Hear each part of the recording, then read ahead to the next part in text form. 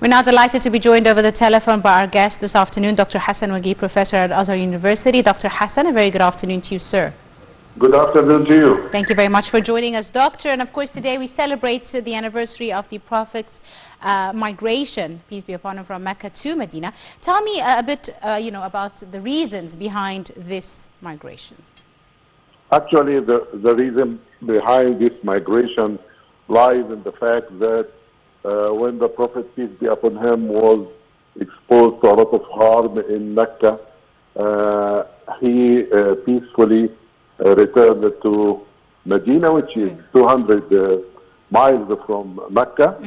And there was the place for establishing a state with law and order, and with people from different composition from those of Mecca, where in Medina there was heterogeneous society, multi-dimensional. There is a multi-party orientation over there. So he was able to establish the constitution and to consider the word of Ummah. And by the word Ummah, he meant that Muslims, Christians, and Jews form one state with the obligations, rules, and order to govern their interactions. Very good indeed.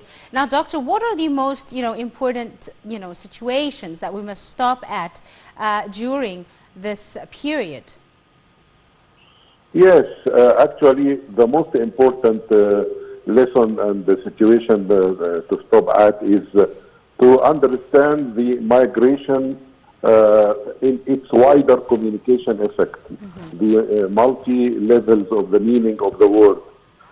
Migration here is to desert a place to go to another place. Yes. And it's also to desert negative behavior, to assert co-living, to assert synergy, to assist, to enhance cooperation among all the parties involved in living in one place.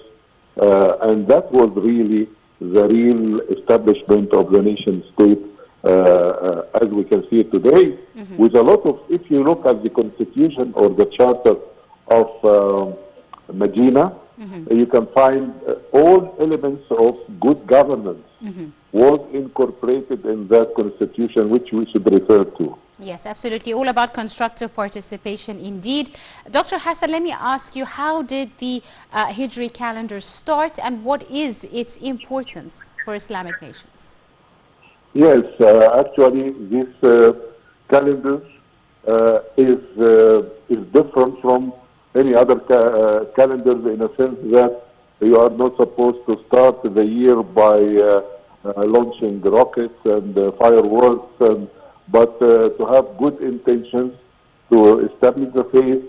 And the Islamic civilization was established according to the rules laid down during that time, and it reigned the world for 800 for 800 years. Yes, one of the longest periods that really governed the world. And during that, it was based on science, faith, and science. So, and it helped to get Europe from the Dark Ages. It was benign for the entire humanity. And if you'd like a testament for that, you can go to His Royal Highness Prince Charles, who really provided us with a great piece called Islam and the West, where he recognized all these favors, and he is considering Islam as part of the history of Europe, and Islam really established Europe out of the Dark Ages, as the Prince Charles himself attests to. Right. I'd like to thank you very, very much, Dr. Hassan Wagih, professor at Azhar University. Thank you so much, sir, for your time.